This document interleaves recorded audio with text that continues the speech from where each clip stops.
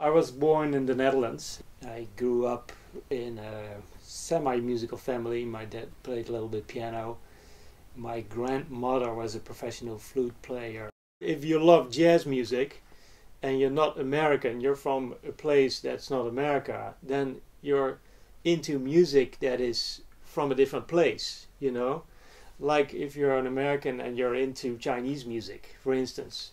You know, you can be into Chinese music, but you have to move yourself into that cultural world. I've lived in America for 10 years and I feel jazz is in the culture. You know, that's also what I noticed the first time when I went to New York City in the early 90s. There was a jam session at a bar and this homeless woman came in and she started singing a standard.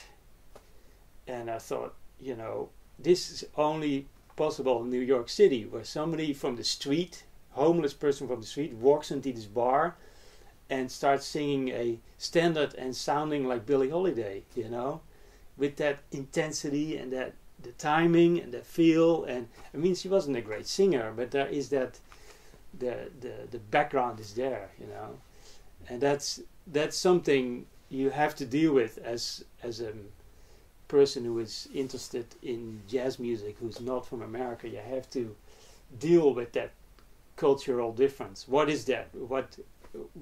How am I interpreting this? On the other hand, jazz is a mix, you know. So it's a mix of like a million different kinds of things. So why couldn't you participate in the mix? And of course, that is totally true. And everybody can put their own expression into it and their own take and their own story to it. I think it has to do with language also myself. That's my personal theory. Dutch is a very angular language with lots of sounds, and that stuff I feel comes naturally back in my sound. I feel that language is a very big part of people's background and culture, and when I speak English I have a little angular twist to it.